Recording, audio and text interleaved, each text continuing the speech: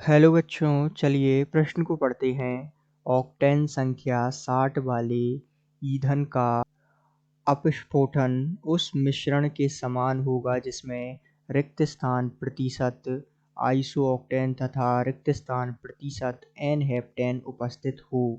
तो आइए बच्चों, मुख्य अवधारणा को समझते हुए हम इस प्रश्न को हल करते हैं तथा विस्तार पूर्वक इस प्रश्न के संदर्भ को समझते हुए रिक्त स्थानों की पूर्ति करते हैं। तो चूंकि यहाँ इस प्रश्न के रिक्त स्थानों की पूर्ति करने से पहले आइए सबसे पहले हम चर्चा करते हैं ऑक्टेन संख्या पर।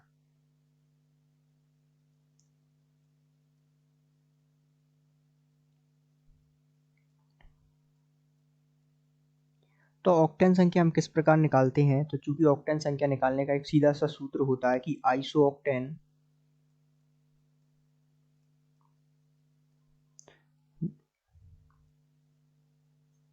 प्लस जो एन हेप्टेन है,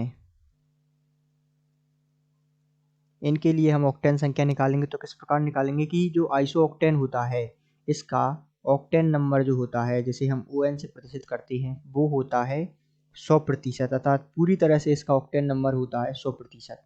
तो इस प्रकार आइसोऑक्टेन का जो ऑक्टेन नंबर हो गया वो 100%, लेकिन जो एन हेप्टेन है उसका ऑक्टेन नंबर हो जाएगा 0।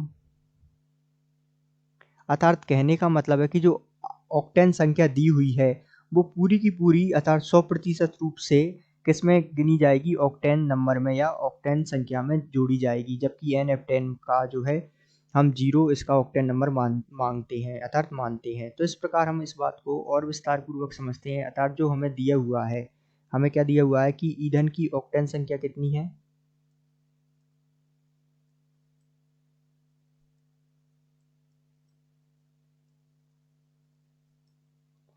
तो इस प्रश्न में ईंधन की ऑक्टेन संख्या हमें दी हुई है 60।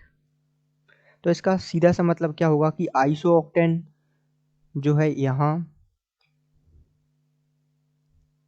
आइसोऑक्टेन,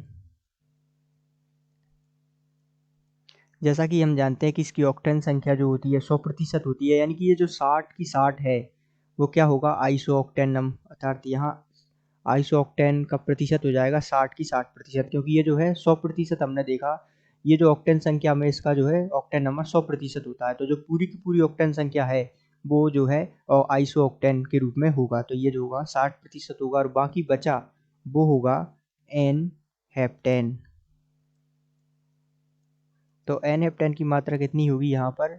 100 माइनस 60, अर्थात ये जो बचा है वो 40%। तो इस प्रकार आप जो है इसकी संख्या ज्ञात कर सकते हैं। अब हम चूंकि रिक्त स्थान में भरेंगे कि 60% आइसोऑक्टेन तथा 40% एन हेप्टेन उपस्थित हो, तो इस प्रकार आप इन रिक्त स्थानों को पूर्ति कर इस प्रश्न को समझ सकते हैं। आशा करते हैं आपको समझ आया होगा। धन्यवाद।